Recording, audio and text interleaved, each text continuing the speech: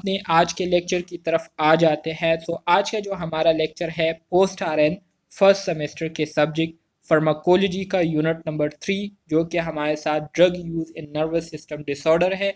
उसके आज हम सेक्शन बी, जो कि हमारे साथ स्केलेटल मसल रिलैक्सेंट है, इसको आज हम डिस्कस करने जा रहे हैं। वैसे तो ये हमारे साथ यूनिट नंबर 6 हम पढ़ने जा रहे हैं, ठीक है, लेकिन जो दूसरा क्लास है उनको जो है अभी मैं यूनिट नंबर 3 पढ़ा रहा हूँ, तो इस वजह से यहाँ पर यूनिट नंबर 3 मैंने लिखा हुआ है। वैसे आप लोगों के लिए ये यूनिट नंबर 6 है। क्लियर है? जी सर। Okay, very good. तो डियर स्टूडेंट्स, आज के लेक्चर्स के जो हमारे साथ ऑब्जेक्टिव्स है वो मंदरजा झेल है। सबसे पहले आज के लेक्चर में हम डिस्कस करेंगे कॉमन सिम्टम्स और disorder for which skeletal muscle relaxant are use. मतलब वो सिम्टम्स और डिसऑर्डर, वो कंडीशन जिसके लिए हम स्केलेटल मसल रिलैक्सेंट को यूज करते हैं, तो उसको हम डिस्कस करेंगे, उस पर रोशनी डालेंगे। इसके साथ साथ describe uses and effect of skeletal muscle relaxant. Skeletal muscle relaxant हम किस लिए यूज़ करते हैं और इसके क्या असरात होते हैं हमारे स्केलेटल मसल्स पर, तो इस पर हम थोड़ी सी रोशनी डालेंगे। इसके साथ साथ सेंट्रली एक्टिंग और पेरिफेरली एक्टिंग मसल रिलैक्सेंट के दरमियान क्या फ़र्क है, तो इस डिफरेंस को जो है हम आइडेंटिफाई करेंगे। इसके साथ साथ describe non pharmacological intervention to relieve muscle spasm and spasticity. Muscle spasm और स्पास्टिसिटी के लिए जो नॉन फार्माकोलॉजिकल मेथड्स है, अप्रोचेस है, ठीक है, जिसमें हम बगैर किसी मेडिकेशन के यूज़ के स्पाज्म को क्या करते हैं, ख़त्म करते हैं, उस पर रोशनी डालेंगे। इसके अलावा apply the nursing process with client experiencing muscle spasm और स्पास्टिसिटी। तो हमारे साथ जो नर्सिंग प्रोसेस है उसको यूज़ करते हुए किस तरह से हम मसल स्पाज्म की जो पेशेंट है उनको हम केयर दे सकते हैं, और आखिर में ड्रग डोजेज कैलकुलेशन जो है इस पर हम रोशनी डालेंगे।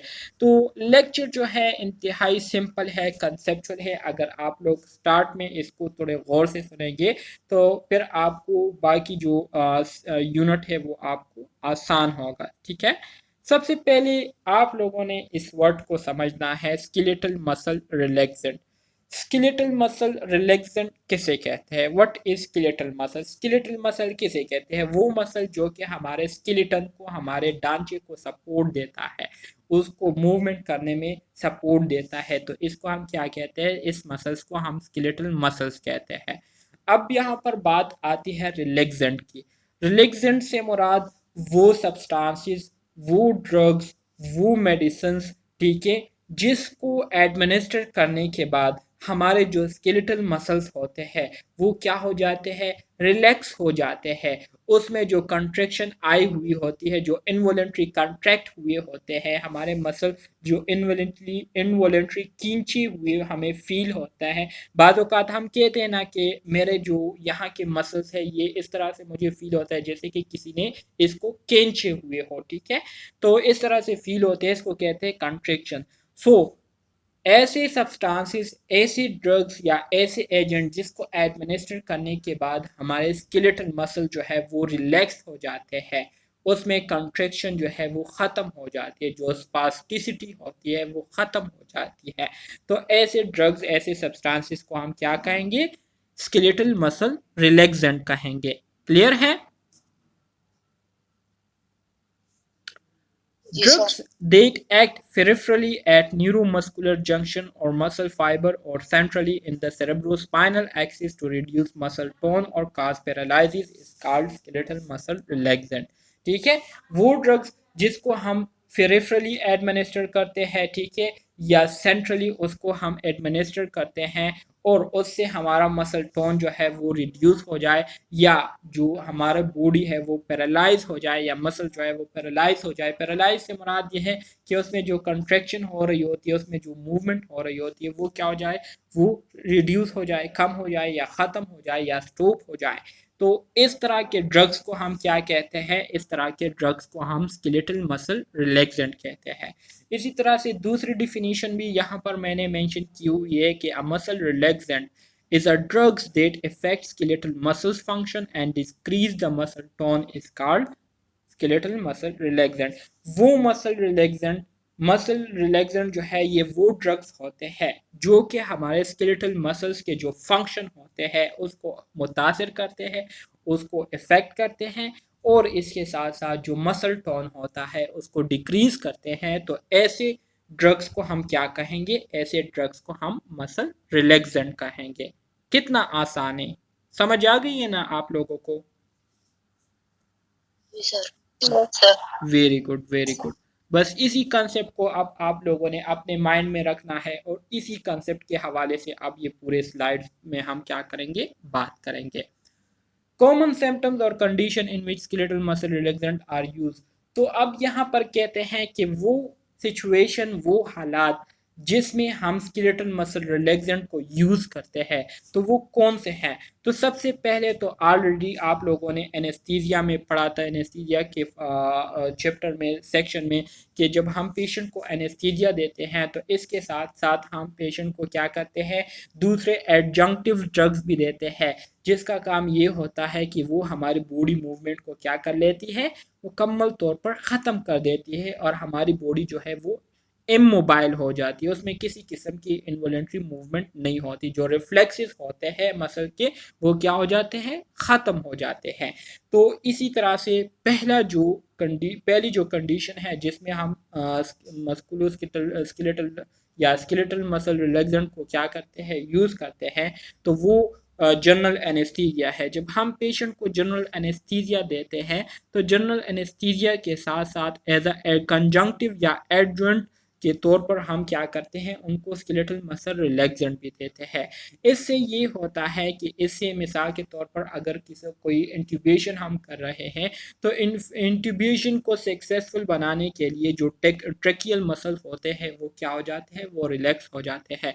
तो आसानी से जो है इंट्यूबेशन जो है वो हो जाती है।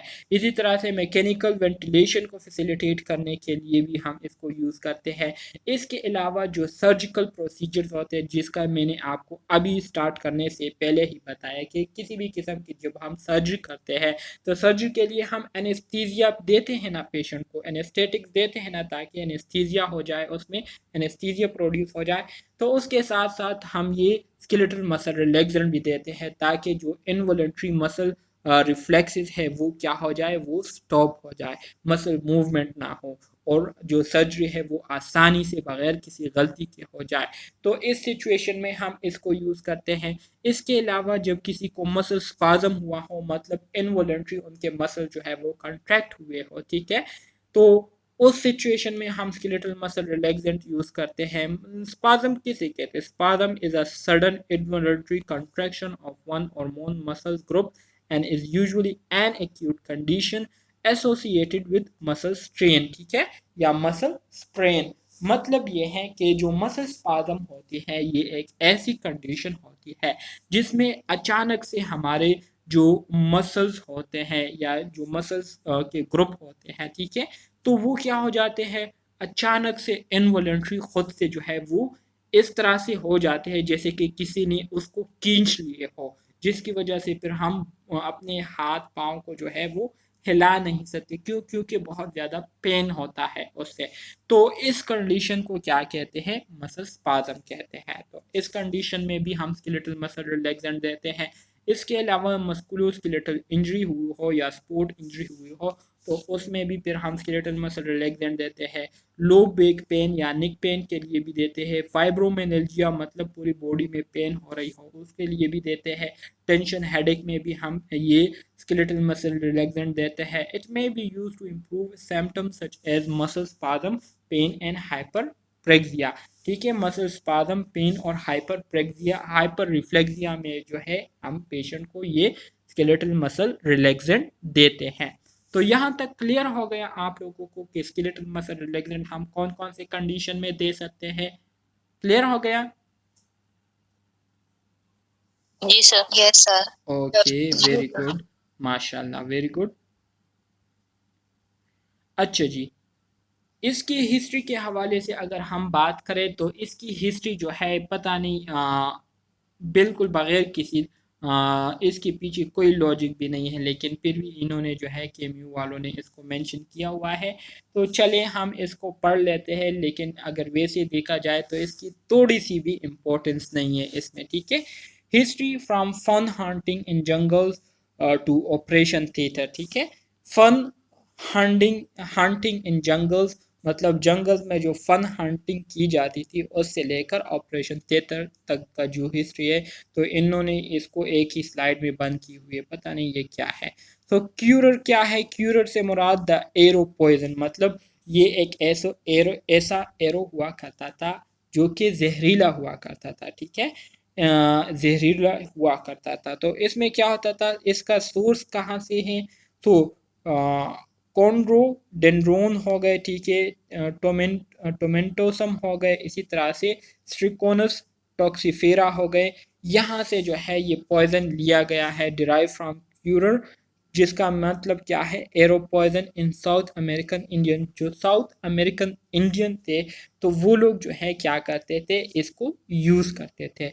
ट्यूबोक्यूरिन name because of packing in hollow bamboo tube, मतलब ये है कि जो साउथ इंडियन लोग हुआ करते थे पुराने ज़माने में, तो उनके पास एक ख़ास तरह का ट्यूब हुआ करता था, ठीक है।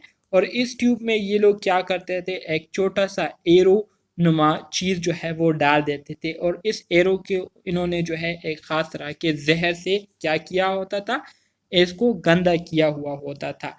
और फिर ये लोग क्या करते थे, इसी ट्यूब में इस एरो को डाल देते थे और मुंह के ज़रिए इसको तेज़ली फूंक मारते थे, तो वो सीधा जाकर उस जानवर पर लगती थी जो कि ये लोग उसको मारते थे। तो इससे क्या हुआ करता था, इससे वो जानवर जो है उसी जगह पर जो है गिर जाता था, मतलब उसकी जो बॉडी पार्ट है वो पैरालाइज हो जाते थे, उसी जगह पर जो है वो गिर जाता था।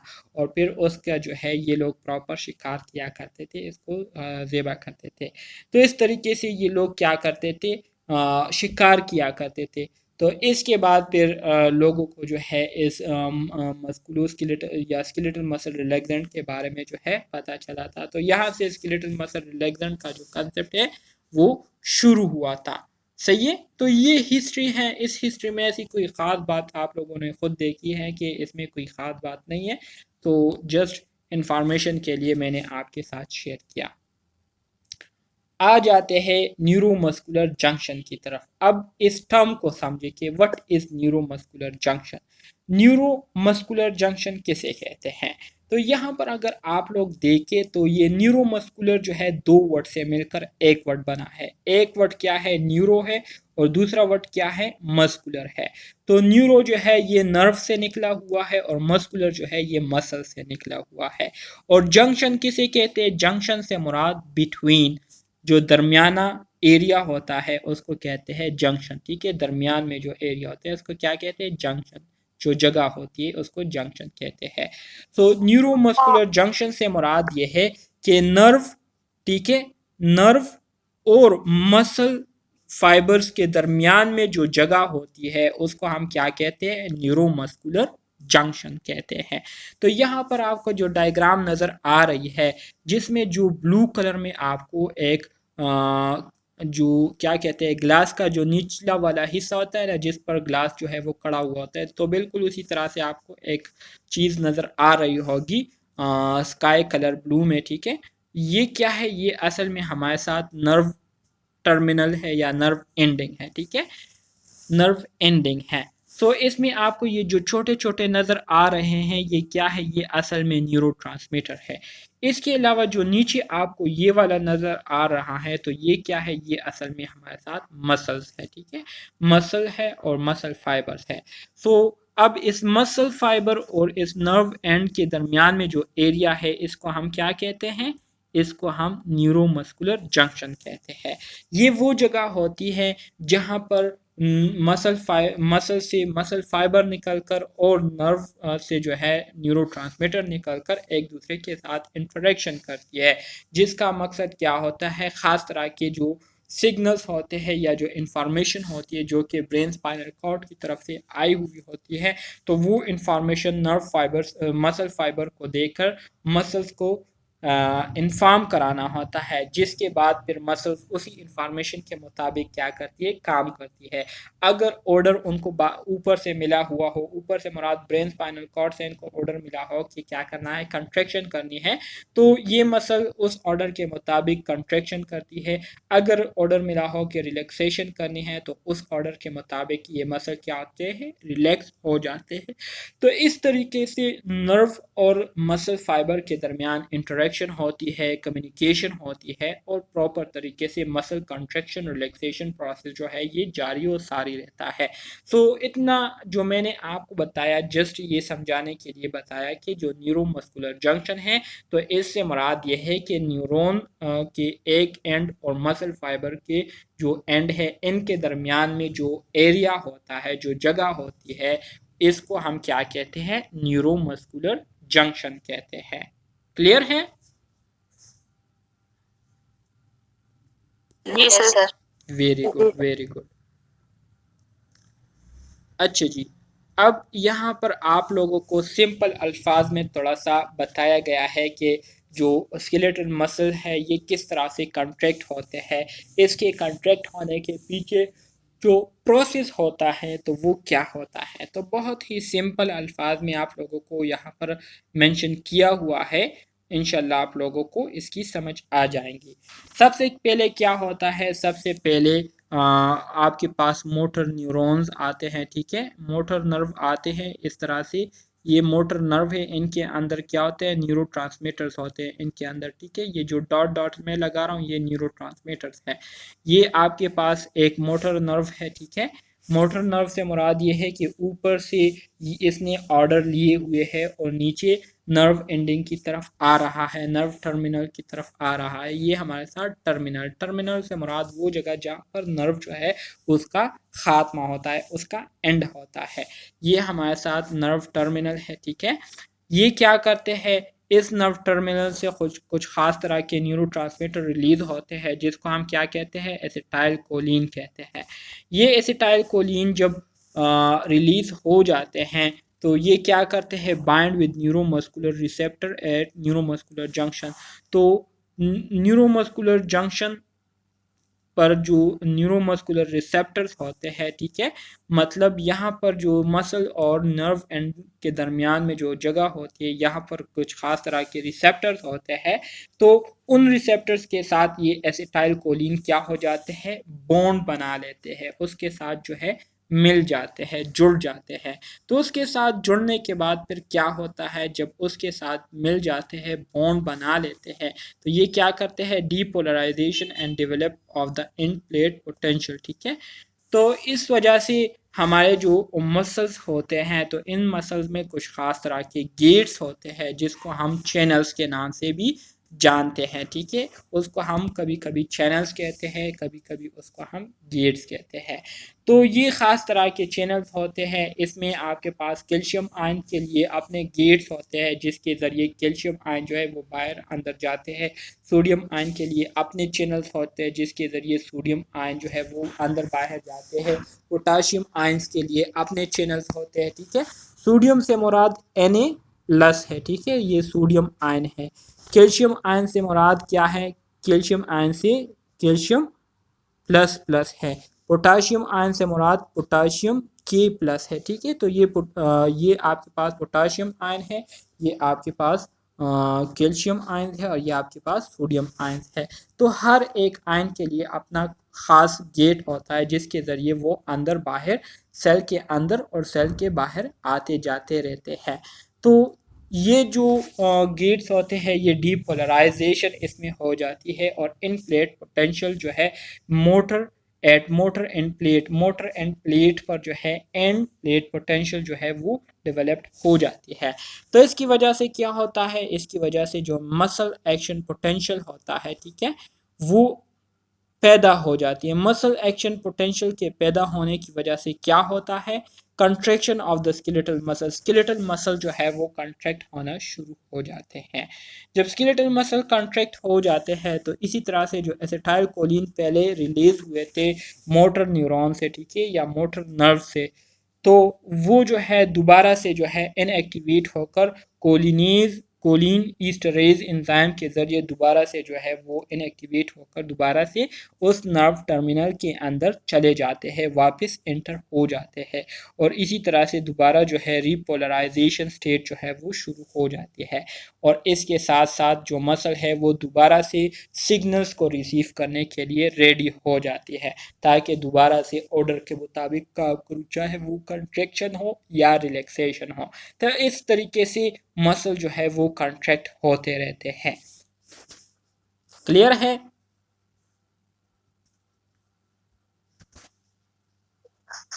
इसको अगर अपने वर्ड्स में ऐसे रिपीट कर दे। अच्छा जी, इसका जो मैंने आपको पूरा किस्सा सुनाया तो उस डायग्राम को सिर्फ आप लोग याद करें, सब करें। मैं वो डायग्राम जो है यहाँ पर ले आता हूँ तो आप लोगों को आसान हो जाएगा। ये आपके पास क्या है, ये आपके पास मोटर नर्व है, ठीक है। इस मोटर नर्व के एंड पर आपको ख़ास तरह के ये छोटे छोटे जो आपको नज़र आ रहे हैं ये क्या है, ये न्यूरोट्रांसमीटर्स है।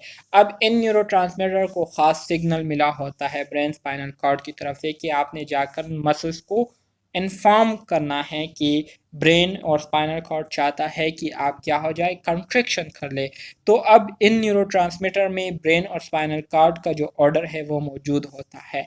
तो ये ब्रेन स्पाइनल कॉर्ड से आते आते यहाँ तक पहुँच जाती हैं। जब यहाँ तक पहुँच जाती हैं, एंड तक पहुँच जाती हैं, तो फिर ये जो है इस नर्व से बाहर निकल आती है। न्यूरोट्रांसमीटर जो है नर्व से बाहर निकल आते हैं जिसको हम एसिटाइल कोलिन कहते हैं। एसिटाइल कोलिन जो है ये एक न्यूरोट्रांसमीटर है। ये जब इस नर्व से बाहर निकल आती है तो इस मसल फाइबर और नर्व टर्मिनल के दरमियान में जो जगह होती है जिसको हम जंक्शन कहते हैं, यहाँ पर ख़ास तरह के रिसेप्टर होते हैं जिसको हम न्यूरोमस्कुलर रिसेप्टर्स कहते हैं। ये इन रिसेप्टर्स के साथ जो है बॉन्ड बना लेते हैं। ये एसिटाइल कोलिन जो है एसीएच जिसको हम कहते हैं, ये इन रिसेप्टर्स के साथ जो है क्या हो जाते हैं, इन रिसेप्टर्स के साथ मिल जाते हैं और इसी तरीके से ये अपना मैसेज जो है रिसेप्टर को सुना देते हैं। यही रिसेप्टर जो है इस मसल फाइबर्स के साथ जो है दोबारा से अटैच हो जाते हैं और मसल फाइबर्स को ये स्टिमुलेट कर देते हैं, एक्टिवेट कर देते हैं, जिसकी वजह से ख़ास तरह के जो चैनल्स होते हैं, जो गेट्स होते हैं मसल फाइबर में, वो ओपन हो जाते हैं या क्लोज हो जाते हैं और उसके मुताबिक फिर मसल जो है वो क्या करती है, कंट्रैक्शन शुरू कर देती है।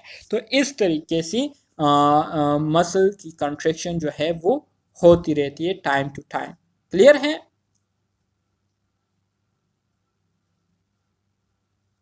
जी सर। अच्छा जी, देखिए इसमें कंफ्यूजन वाली कोई ऐसी ख़ास बात नहीं है, बस जस्ट मैंने आप लोग को जो बताया ना, बस इसी मेरी बातों को अगर आप लोग याद रखेंगे तो इससे आप लोगों को बहुत ज़्यादा जो है आसानी होंगी इंशाल्लाह। Classification of skeletal muscle relaxant. Skeletal muscle relaxant की अगर हम क्लासिफिकेशन करें तो दो तरह के हमारे साथ स्केलेटल मसल रिलैक्सेंट होते हैं।